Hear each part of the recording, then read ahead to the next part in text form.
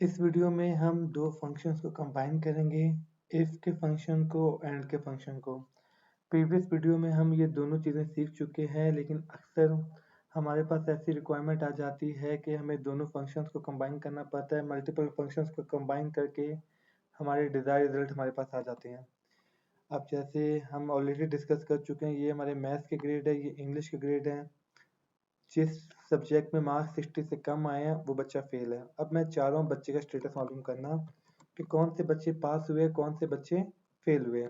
अगर किसी एक सब्जेक्ट में भी स्टूडेंट फेल है तो मैं उसको फेल कंसिडर करूँगा।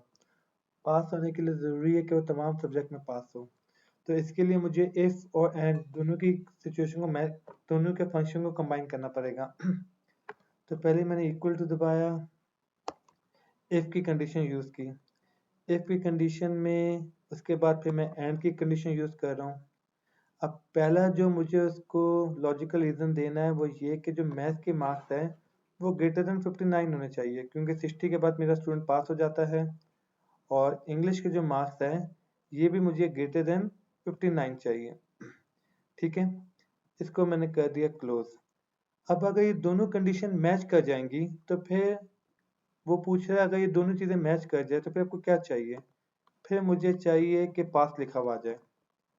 तो अगर ये दोनों कंडीशन मैच नहीं करती, अगर फॉल्स, तो फिर क्या चाहिए, मुझे चाहिए फिर फेल। तो मैं यहाँ पे फेल लिख देता हूँ और ये मैंने क्लोज करके एंटर कर दिया। अब ये देखें, अब क्योंकि स्टूडेंट के नाम मैंने A1 A2 रखा हुआ है, दोनों में 60 प्लस है तो ये इसको पास शो कर रहा है। और ये देखें, क्योंकि इंग्लिश में ये 60 से कम मार्क्स लिए तो इसको फेल शो कर रहा है, इसे पास शो कर रहा है, इसे फेल शो कर रहा है। एक तरीका का तो था ये। दूसरा, मैं इसे ग्रेडिंग के थ्रू भी डिसाइड करवा सकता था। एंड और का फंक्शन दोबारा से यूज़ करते हैं और मैं कहता हूँ कि दोनों में से किसी एक जगह भी एफ आता है तो उसको फेल कर दे, और एफ की जगह कोई और ग्रेड है तो उसको पास कर दे। कैसे करेंगे, फिर से वही कंडीशन इफ लगाऊंगा, इफ के बाद एंड। और पहला मैंने इसको रीज़न दिया, अगर मैथ्स में इसका ग्रेड ये वैल्यू नॉट इक्वल टू का साइन यूज करेंगे। नॉट इक्वल टू हम ऑलरेडी पढ़ चुके हैं, लेस देन और ग्रेटर देन का साइन बनाएंगे तो ये नॉट इक्वल टू के बराबर हो जाता है। अगर ये एफ के बराबर है तो, और फिर से कॉमा, और फिर मैं इंग्लिश का ग्रेड भी सिलेक्ट कर लेता हूँ। ये भी नॉट इक्वल होना चाहिए किसके, एफ के। जी, अब देखें मैं इसको एफ क्यों दे रहा हूँ। अगर मैं इक्वल टू का साइन डालता ना यहाँ पे, तो मुझे यहाँ पे सी, बी, ए, डी चार ग्रेड लिखने होते।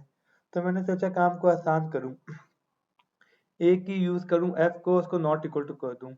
इसका मतलब है अगर इन दोनों में से किसी एक जगह भी एफ लिखा हुआ आएगा तो ये इसको ट्रू कर देगा, और अगर दोनों में से किसी भी जगह एफ नहीं लिखा हुआ आएगा तो इसको फॉल्स कर देगा। तो इसलिए मैंने इसको यूज किया है। अब इसको आगे कमांड देते हैं, कॉमा दे दिया। हाँ, इसको क्लोज करता हूँ मैं पहले।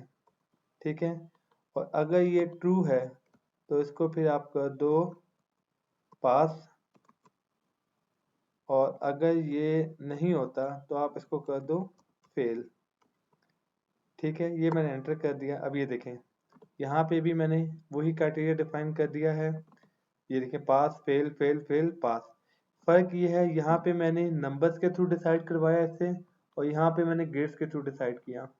इस तरह आप ये एंड और इफ की कंडीशन यूज करके अपनी रिक्वायरमेंट पूरी कर सकते हैं।